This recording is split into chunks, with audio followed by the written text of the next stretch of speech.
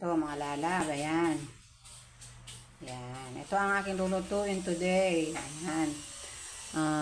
Isda na naman, tilapia. Ayan. Malalaki na natin tilapia mga lab.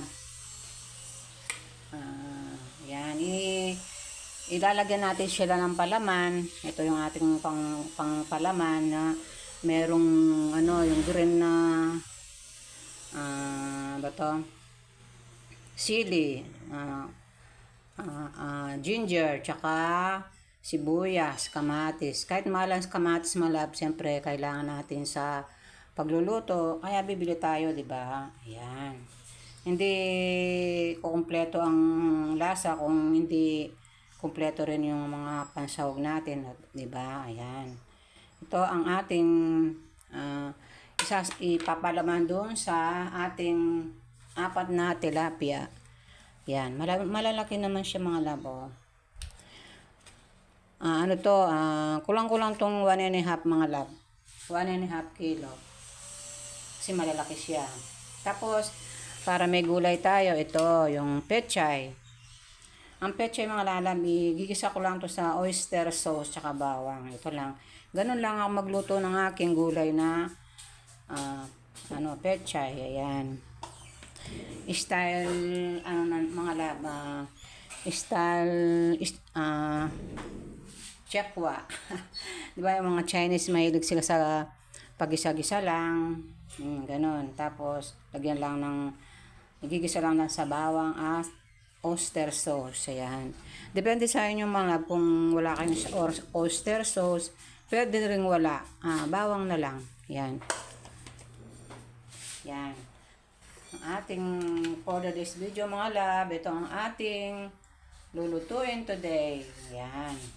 Inihaw na tilapia with kamatis. Ayan. Paano mga lalab? Samahan nyo ako sa aking pagluluto today. Ito yung ating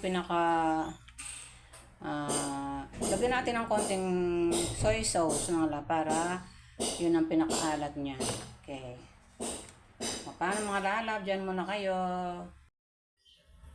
Ito mga lalab. Ito ang ating isasalang na natin ang ating inihaw na tilapia. Ayan. Ayan. Dito natin ihaw dito sa bakal na stainless mga lab. Ito. Yung ating pang ihaw. Ayan.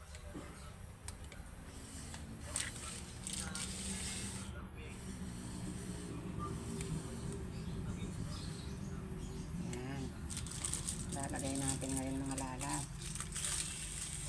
Yan. Natin yung dalawa.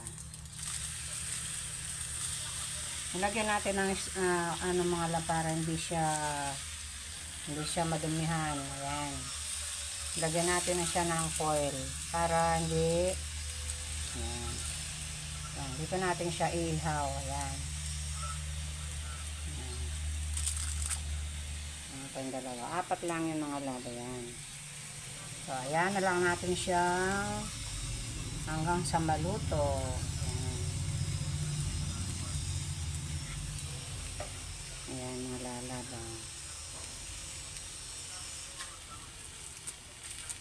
Dito natin siya para hindi na siya madumihan mga lab. Diba? Pag sa uling, madudumihan pa siya. Ayan. Diyan na lang. Madali naman magluto rito sa iihawan ko. Later. Ito yung aking ginisang pechay mga lalab. Ayan. Ganyan lang ako mag-isa ng pechay mga lab. Ginisa ko lang sa bawang. Ayan. Hindi ko na nalagyan ng oyster sauce mga lab. Ganito na lang gusto ko yung plain lang. Ayan. Ayan ang aming pinakagulay today. Ayan. Ang aming gulay. Takpan muna natin mga lab para maluto yung ito yung aking inihaw na tilapia.